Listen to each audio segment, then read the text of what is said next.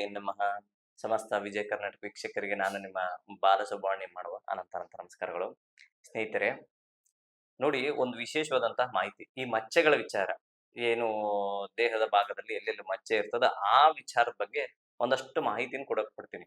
ಪ್ರಪ್ರಥಮವಾಗಿ ಈ ಹಣೆಯ ಭಾಗದಲ್ಲಿ, ಅಂದ್ರೆ ಮುಖದ ಹಣೆಯ ಭಾಗದಲ್ಲಿ ಮಚ್ಚೆ ಇದ್ದರೆ ಏನು ವಿಶೇಷ ಇರುತ್ತೆ ಅನ್ನೋದು ಏನ್ ಹೇಳ್ತದೆ ಶಾಸ್ತ್ರ ಅಂದ್ರೆ, ಅವರು ಸ್ವಲ್ಪ ಬೇರೆಯವ್ರಿಗೆ ಸಹಾಯ ಮಾಡುವಂತದ್ದಾಗಿರ್ಬೋದು, ಪರೋಪಕಾರ ಬುದ್ಧಿಯನ್ನು ಹೆಚ್ಚು ವಹಿಸ್ಕೊಳ್ಳುವಂತದ್ದಾಗಿರ್ಬೋದು, ಮತ್ತೆ ಊಟ ಉಪಚಕರಗಳು ಅಂದ್ರೆ ಭೋಜನ ಪ್ರಿಯರು ಹೆಚ್ಚಾಗುವಂಥದ್ದು, ಅಂದ್ರೆ ಹೆಚ್ಚು ಊಟ ಮಾಡ್ಬೇಕು ಅನ್ನೋ ಒಂದು ಆಸೆ ಇರುವಂತವ್ರು ಈ ಮುಖದ ಹಣೆಯ ಭಾಗದ ಮಾತ್ರ ನಾನು ಹೇಳ್ತಾ ಇದ್ದೀನಿ.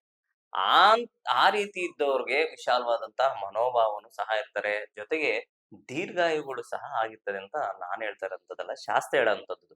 ಅದ್ರ ಒಟ್ಟಿಗೆ ಎಡಭಾಗ ಅಥವಾ ಬಲಭಾಗ, ಮಧ್ಯಭಾಗ ಯಾವ ಭಾಗದಲ್ಲಿ ಇದೆ ಅನ್ನೋದು ಸಹ ಶಾಸ್ತ್ರದಲ್ಲಿ, ಅಂಗಲಕ್ಷಣ ಶಾಸ್ತ್ರದಲ್ಲಿ ಉಲ್ಲೇಖ ಆಗಿದೆ. ಈ ವಿಚಾರದಿಂದ ಯಾರಿಗೆಲ್ಲ ಈ ಎಡಭಾಗದಲ್ಲಿರ್ಬೋದು, ಬಲಭಾಗದಲ್ಲಿರ್ಬೋದು, ಮಧ್ಯಭಾಗದಲ್ಲಿ ಇರ್ತದೋ ಅದಕ್ಕೆ ಬೇರೆ ಬೇರೆ ರೀತಿಯಾದಂತಹ ಶಾಸ್ತ್ರ ಉಲ್ಲೇಖ ಮಾಡಿದೆ. ಯಾಕೆ ಈ ವಿಚಾರವನ್ನು ಹೇಳ್ತಾ ಇದ್ದೀನಿ ಅಂದ್ರೆ, ಅಂಗಲಕ್ಷಣ ಶಾಸ್ತ್ರದಲ್ಲಿ ನಮ್ಮ ಮುಖಲಕ್ಷಣ ಶಾಸ್ತ್ರವಾಗಿರ್ಬೋದು, ನಯನಶಾಸ್ತ್ರವಾಗಿರ್ಬೋದು, ಕರ್ಣಶಾಸ್ತ್ರವಾಗಿರ್ಬೋದು, ನಾಸಿಕ, ಕರ್ಣ, ಜಿಹ್ವ, ಜೊತೆಗೆ ನಖಶಾಸ್ತ್ರ ಆಗಿರ್ಬೋದು, ಈ ರೀತಿ ಪಾದಲಕ್ಷಣ ಶಾಸ್ತ್ರ, ಹಸ್ತ ಸಾಮುದ್ರಿಕ ಶಾಸ್ತ್ರ, ರೇಖಾಶಾಸ್ತ್ರ, ನಡಿಗೆ ಶಾಸ್ತ್ರ, ಶಕುನ ಶಾಸ್ತ್ರ, ಸಾಕಷ್ಟು ಶಾಸ್ತ್ರಗಳಿದೆ. ಈ ಶಾಸ್ತ್ರಗಳಲ್ಲಿ ಏನು ಬರ್ದಿರ್ತದೋ ಅದಕ್ಕೆ ಸರಿಯಾಗಿ ಕಾಲ, ದೇಶ, ವರ್ತಮಾನಕ್ಕೆ ಅನುಗುಣವಾಗಿ ಶಾಸ್ತ್ರಜ್ಞನು ಅವನ ಬಾಯಿನಿಂದ ಆ ದೈವರ ಅನುಗ್ರಹದಿಂದ ನುಡಿತಾ ಇದ್ರೆ ಖಂಡಿತ ಅವೆಲ್ಲ ನಿಜವಾಗಿರುತ್ತೆ ಅಂತ ಹೇಳ್ತಾ ರಾಶಿಗೋಚಾರ ಫಲದ ಬಗ್ಗೆ ಹೋಗೋಣ. ಮೇಷರಾಶಿ. ಮೇಷರಾಶಿಯಲ್ಲಿ ಜನನವಾಗಿರೋರಿಗೆ ಏನೋ ಒಂದು ರೀತಿಯಾದಂತಹ ಸಮಾಧಾನ, ಆದರೆ ಆತಂಕದ ವಾತಾವರಣ ಕಮ್ಮಿ ಆಗಿರಲ್ಲ. ಇದನ್ನ ಯೋಚನೆ ಮಾಡ್ಬೇಕು. ಅಂದ್ರೆ ಯಾವ ರೀತಿಯಾದಂತಹ ಸಮಾಧಾನ ಅಂದ್ರೆ, ಹಣಕಾಸಿನ ವಿಚಾರದಲ್ಲಿ ಸಮಾಧಾನ, ಕೌಟುಂಬಿಕ ವಿಚಾರದಲ್ಲಿ ಸಮಾಧಾನ, ಅಧಿಕಾರದಲ್ಲಿ ಸಮಾಧಾನ, ಆದರೆ ಆತಂಕ ಅನ್ನೋದು ಗಾಬರಿ, ಒಂದ್ ಸ್ವಲ್ಪ ಮಾನಸಿಕವಾಗಿ ಆತಂಕ ಇರ್ತದೆ. ಇದಕ್ಕೆ ಹನುಮಂತನ ಒಂದು ಸ್ಮರಣೆ ಮಾಡ್ತಾ ಬನ್ನಿ, ತುಂಬಾ ಒಳ್ಳೆದಾಗುತ್ತೆ. ಕೇಸರಿ ವರ್ಣ ಶುಭ. ಮುಂದಿನ ರಾಶಿ ವೃಷಭ ರಾಶಿ. ವೃಷಭ ರಾಶಿಯಲ್ಲಿ ಜನ ಚಂಚಲತೆಯ ಮನಸ್ಸು ಹೆಚ್ಚಾಗುವಂತ ಸಾಧ್ಯತೆಗಳು ಹೆಚ್ಚಾಗಿರ್ತದೆ. ಒಂದ್ ಕಡೆ ಕೂತಲ್ಲಿ ಕೂರೋಕ್ ಆಗ್ತಾ ಇಲ್ಲ, ಯಾಕೋ ಮನಸ್ಸು ಒಂದು ರೀತಿಯಾದಂತ ಸಮಾಧಾನ ಇರೋದಿಲ್ಲ. ಕೆಲಸ ಕಾರ್ಯಗಳಲ್ಲಿ ವಿಳಂಬ ಸಹ ಸೂಚನೆಯಾಗಿರ್ತದೆ. ಈ ರೀತಿ ಇದ್ದಾಗ ಅಡೆತಡೆಯ ವಾತಾವರಣ ಅಂತ ಹೇಳ್ತೀವಿ. ಏನು ಮಾಡಿದ್ರೆ ಒಳ್ಳೇದು? ನೀವು ಪಾರ್ವತಿ ಪರಮೇಶ್ವರರ ಒಂದು ಸ್ಮರಣೆ ಮಾಡ್ತಾ ಬನ್ನಿ, ತುಂಬಾ ಒಳ್ಳೇದಾಗುತ್ತೆ. ಬಿಳಿ ವರ್ಣ ಶುಭ. ಮುಂದಿನ ರಾಶಿ ಮಿಥುನ ರಾಶಿ. ಮಿಥುನ ರಾಶಿಯಲ್ಲಿ ಜನನವಾಗಿರೋರಿಗೆ ಉತ್ತರೋತ್ತರ ಅಭಿವೃದ್ಧಿ ಕಾಣುವಂಥದ್ದು, ಕೆಲಸ ಕಾರ್ಯಗಳಿಗೆ ಏನೋ ಒಂದು ರೀತಿಯ ಅಚೀವ್ಮೆಂಟ್ ಮಾಡ್ತಾ ಇದ್ದೀನಿ ಅನ್ನೋದು ಎಲ್ಲ ವಿಚಾರದಲ್ಲೂ ಓಕೆ.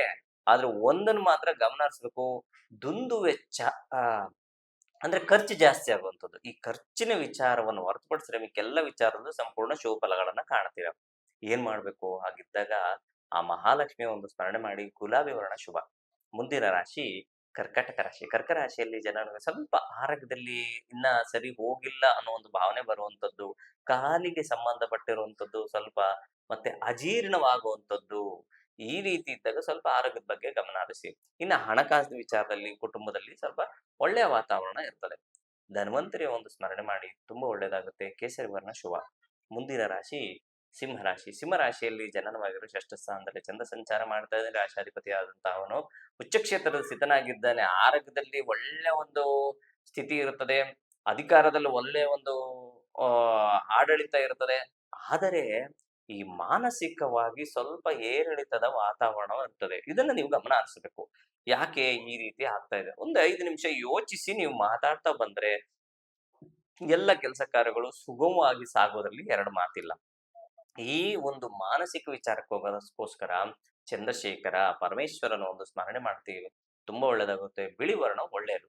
ಮುಂದಿನ ರಾಶಿ ಕನ್ಯಾ ರಾಶಿ. ಕನ್ಯಾ ರಾಶಿಯಲ್ಲಿ ಜನನ ಉತ್ತರೋತ್ತರ ಅಭಿವೃದ್ಧಿ ಕಾಣುವಂಥದ್ದು, ಏನೋ ಹೊಸ ಹುರುಪು, ಉತ್ತೇಜನವನ್ನು ಸಿಗಿಸುವಂಥದ್ದು ಸಾಧ್ಯತೆಗಳು ಹೆಚ್ಚಾಗಿರುವಂಥದ್ದು, ಕೆಲಸ ಕಾರ್ಯಗಳಲ್ಲಿ ಏಳಿಗೆಯನ್ನು ಸಹ ಕಾಣುವಂಥದ್ದು, ಆರೋಗ್ಯದಲ್ಲಿ ಪ್ರಮುಖವಾಗಿ ವೃದ್ಧಿ, ಏನೋ ಒಂದು ರೀತಿಯಲ್ಲಿ ಆರೋಗ್ಯದಲ್ಲಿ ವ್ಯತ್ಯಾಸ ಇರ್ತದೆ, ಅದೆಲ್ಲ ಕಮ್ಮಿಯಾಗಿ ಆರೋಗ್ಯದಲ್ಲಿ ವೃದ್ಧಿಯನ್ನು ಸಹ ಕಾಣುವಂತ ಸಾಧ್ಯತೆಗಳು ಹೆಚ್ಚಾಗಿರ್ತದೆ.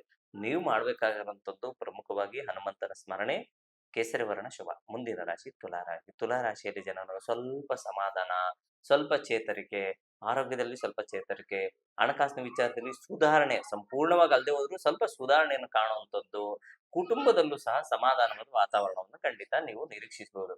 ನೀವು ಪ್ರಮುಖವಾಗಿ ಮಾಡ್ಬೇಕಾಗುವಂಥದ್ದು ಲಕ್ಷ್ಮೀನಾರಾಯಣನ ಒಂದು ಸ್ಮರಣೆ ಮಾಡ್ತಾ ಬನ್ನಿ, ತುಂಬಾ ಒಳ್ಳೆದಾಗುತ್ತೆ. ಗುಲಾಬಿ ವರ್ಣ ಶುಭ. ಮುಂದಿನ ರಾಶಿ ವೃಶ್ಚಿಕ ರಾಶಿ. ವೃಶ್ಚಿಕ ರಾಶಿಯಲ್ಲಿ ಜನನ ಉತ್ತರೋತ್ತರ ಅಭಿವೃದ್ಧಿ ಕಾಣುವಂಥದ್ದು, ಕುಟುಂಬದಲ್ಲಿ ಸಮಾಧಾನವಾದಂತಹ ವಾತಾವರಣ, ಹೊಸ ಹೊಸ ಕೆಲಸಗಳಲ್ಲಿ ಒಂದು ಒಳ್ಳೆಯ ಉತ್ತೇಜನವಾದಂತಹ ಯೋಚನೆ ಮಾಡುವಂಥದ್ದಾಗಿರ್ಬೋದು. ಎಲ್ಲ ವಿಚಾರದಲ್ಲೂ ಸಂಪೂರ್ಣ ಶುಭಫಲಗಳನ್ನ ಕಾಣ್ತೀರಾ. ಸಂಪೂರ್ಣವಾದಂತಹ ದಿನವನ್ನು ಖುಷಿಕರವಾಗಿ ಕಾಣುವಂಥ ಸಾಧ್ಯತೆಗಳು ಹೆಚ್ಚಾಗಿರ್ತದೆ. ನೀವು ಪ್ರಮುಖವಾಗಿ ಪರಿಹಾರ ರೂಪಕವಾಗಿ ಮಾಡಬೇಕಾಗಿರುವಂಥದ್ದು ಆ ಪರಮೇಶ್ವರನ ಒಂದು ಸ್ಮರಣೆ ಮಾಡ್ತಾ ಬನ್ನಿ. ಬಿಳಿ ವರ್ಣ ಶುಭ. ಮುಂದಿನ ರಾಶಿ ಧನುಸು ರಾಶಿ. ಧನುರಾಶಿಯಲ್ಲಿ ಜನರಾಗಿರುವವರಿಗೆ ಉತ್ತರೋತ್ತರ ಅಭಿವೃದ್ಧಿ ಕಾಣುವುದು. ಸಂಜೆಯ ನಂತರ ಸಂಪೂರ್ಣವಾದಂತಹ ಶುಭಫಲಗಳನ್ನ ಖಂಡಿತ ನಿರೀಕ್ಷಿಸಬಹುದು. ಸಂಜೆನೂ ಬೇಡ, 12-1 ಗಂಟೆಯ ನಂತರ ನೀವು ಅಂದ್ಕೊಂಡಂತಹ ಕೆಲಸ ಸ್ವಲ್ಪ ನಿಧಾನವಾಗಿ ಚಾಲನೆ ಕೊಟ್ಟಿದೆ.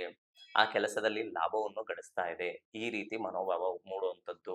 ಕುಟುಂಬದಲ್ಲಿ ಸಮಾಧಾನವಾದಂತಹ ಮಾತುಗಳನ್ನ ಆಡ್ಕೊಂಡು ಹೋಗ್ತಾ ಇರಿ. ಖಂಡಿತ ಒಳ್ಳೆಯ ಒಂದು ದಿನವನ್ನ ಖಂಡಿತ ನೀವು ನಿರೀಕ್ಷಿಸಬಹುದು. ಆರೋಗ್ಯದಲ್ಲಿ ವೃದ್ಧಿಯನ್ನು ಕಾಣ್ತೀರಾ. ಏನೋ ಸ್ವಲ್ಪ ಹೊಟ್ಟೆಗೆ ಸಂಬಂಧಪಟ್ಟಿದ ಕಿರಿಕಿರಿ ಇರ್ತದೆ, ಅದು ಸಹ ಕಮ್ಮಿ ಆಗುತ್ತೆ. ಖಂಡಿತ ಒಳ್ಳೆಯ ದಿನವನ್ನ ನೀವು ಕಾಣಬಹುದು. ಧನ್ವಂತರೇ ಒಂದು ಸ್ಮರಣೆ ಮಾಡ್ತಾ ಬನ್ನಿ. ಹಸಿರು ವರ್ಣ ಶುಭ. ಮುಂದಿನ ರಾಶಿ ಮಕರ ರಾಶಿ. ಮಕರ ರಾಶಿಯಲ್ಲಿ ಜನರು ಸ್ವಲ್ಪ ತಿರುಗಾಟ, ಸ್ವಲ್ಪ ಆರೋಗ್ಯದಲ್ಲಿ ಏರಿಳಿತ ಇದನ್ನು ಕಾಣುವಂತ ಸಾಧ್ಯತೆ. ಹಣಕಾಸಿನ ವಿಚಾರದಲ್ಲಿ ಸ್ವಲ್ಪ ಸಮಾಧಾನವನ್ನು ಕಾಣ್ತೀರಾ. ಮಾನಸಿಕ ವಿಚಾರದಲ್ಲೂ ಸಮಾಧಾನ ಕಾಣ್ತೀರಾ. ಈ ಆರೋಗ್ಯಕ್ಕೋಸ್ಕರ ಏನ್ ಮಾಡ್ಬೇಕು, ನೀವು ಹನುಮಂತ ಮತ್ತೆ ಧನ್ವಂತರೇ ಸ್ಮರಣೆ ಮಾಡ್ತಾ ಬನ್ನಿ, ತುಂಬಾ ಒಳ್ಳೇದಾಗುತ್ತೆ. ಕೆಂಪು ವರ್ಣ ಶುಭ. ಮುಂದಿನ ರಾಶಿ ಕುಂಭರಾಶಿ. ಕುಂಭರಾಶಿಯಲ್ಲಿ ಜನರು ಸ್ವಲ್ಪ ಮಧ್ಯಾಹ್ನದ ನಂತರ ಸ್ವಲ್ಪ ಹುಷಾರಾಗಿದ್ದರೆ ತುಂಬಾ ಒಳ್ಳೇದು. ಮಧ್ಯಾಹ್ನದ ನಂತರ ಸ್ವಲ್ಪ ಏನೋ ಆರೋಗ್ಯದಲ್ಲಾಗಿರ್ಬೋದು, ಗಾಡಿಲಿ ಆಗಿರ್ಬೋದು, ಏನೇ ಒಂದು ವಿಚಾರಗಳು ಸ್ವಲ್ಪ ಗಾಬರಿಯನ್ನು ಉಂಟು ಮಾಡುವಂತ ಸಾಧ್ಯತೆಗಳಿರ್ತದೆ. ಸಣ್ಣ ಪುಟ್ಟ ಇದ್ದಾಗ ನೀವು ಮೊದಲೇ ಯೋಚನೆ ಮಾಡ್ಬೇಕು, ಸ್ಪೀಡಾಗಿ ಹೋಗೋದು ಬೇಡ, ಸ್ವಲ್ಪ ನಿಧಾನಕ್ಕೆ ಹೋಗೋಣ ಅನ್ನೋಂಥದ್ದು. ಯಾರ ಹತ್ರದ್ದು ಮಾತಾಡ್ಬೇಕು, ಸ್ವಲ್ಪ ನಿಧಾನಕ್ಕೆ ಮಾತಾಡೋಣ, ಆ ಥರ ಸ್ವಭಾವ ಬೇಡ. ಕುಟುಂಬದಲ್ಲೂ ಸಹ ಸ್ವಲ್ಪ ಸಮಾಧಾನವಾಗಿದ್ರೆ ಖಂಡಿತ ಈ ದಿನ ಅದ್ಭುತವಾದಂತಹ ದಿನವನ್ನು ಕಾಣ್ತೀರಾ. ಹಣಕಾಸು ವಿಚಾರದಲ್ಲೂ ಸಹ ಸುಧಾರಣೆಯನ್ನು ಕಾಣ್ತೀರಾ. ಏನ್ ಮಾಡ್ಬೇಕು, ಕಾಲಭೈರವನ ಒಂದು ಸ್ಮರಣೆ ಮಾಡಿ. ಬೂದುವರ್ಣ ಅಥವಾ ನೇರಳೆ ವರ್ಣ ಶುಭ. ಮುಂದಿನ ರಾಶಿ ಮೀನರಾಶಿ. ಮೀನರಾಶಿಯಲ್ಲಿ ಜನರಾಗಿರೋರಿಗೆ ಉತ್ತರೋತ್ತರ ಅಭಿವೃದ್ಧಿ ಮಾಡುವಂಥದ್ದು, ಕೆಲಸ ಕಾರ್ಯಗಳಲ್ಲಿ ಯಶಸ್ಸು, ಏಳಿಗೆ. ನಿಮ್ಗೆ ಯಾರೆಲ್ಲ ಈ ಸಾಫ್ಟ್ವೇರ್ ಫೀಲ್ಡ್ ಅಲ್ಲಿ ಇರ್ತಿರಲ್ಲ, ಅವ್ರಿಗೆ ಇವತ್ತು ಅದ್ಭುತವಾದಂತಹ ದಿನವನ್ನ ಖಂಡಿತ ಕಾಣ್ಬೋದು. ಅಥವಾ ನೀವು ಅಕೌಂಟ್ಸ್ ಡಿಪಾರ್ಟ್ಮೆಂಟ್ ಆಗಿರ್ಬೋದು, ಅಂತವ್ರಿಗೂ ಸಹ ಅದ್ಭುತವಾದಂತಹ ದಿನವನ್ನ ಕಾಣ್ಬೋದು. ಯಾಕೆಂದ್ರೆ ಇವತ್ತು ತಂತ್ರಜ್ಞಾನದಲ್ಲಿ ಕೆಲಸ ಮಾಡುವಂತವ್ರಿಗೆ ಅದ್ಭುತವಾದಂತಹ ಲಾಭವನ್ನು ಗಳಿಸುವಂತದ್ದು, ಪ್ರಶಂಸೆಗೆ ಒಳಗಾಗುವಂಥದ್ದು, ಹಿರಿಯರ ಮಾರ್ಗದರ್ಶನ ತೆಗೆದುಕೊಳ್ಳುವಂಥದ್ದು, ಈ ರೀತಿಯಂತ ಒಂದು ಒಳ್ಳೆಯ ವಾತಾವರಣ ಉದ್ಭವವಾಗುವಂತ ದಿನ ನಿಮ್ಮದಾಗಿರ್ತದೆ. ನೀವು ಮಾಡ್ಬೇಕಾಗಿರುವಂತದ್ದು ಗುರುಗಳ ಸ್ಮರಣೆ. ಹಳದಿ ವರ್ಣ ಶುಭ ಅಂತ ಇವತ್ತಿನ ಕಾರ್ಯಕ್ರಮ ಮುಗಿಸ್ತಾ ಇದ್ದೀನಿ. ಪ್ರಪಂಚದಲ್ಲಿರುವ ಪ್ರಾಣಿ ಪಕ್ಷಿ ಜೀವರಾಶಿ ಸಸ್ಯಸ್ಥರ ಜಲಚರ ಎಲ್ಲರೂ ಚೆನ್ನಾಗಿರ್ಲಿ ಅಂತ ಭಾವಿಸೋಣ. ಎಲ್ಲರೂ ಸಮಾನ ಮನಸ್ಕರಾಗಿ ಜೀವನ. ಎಲ್ಲರಿಗೂ ನಮಸ್ಕಾರ.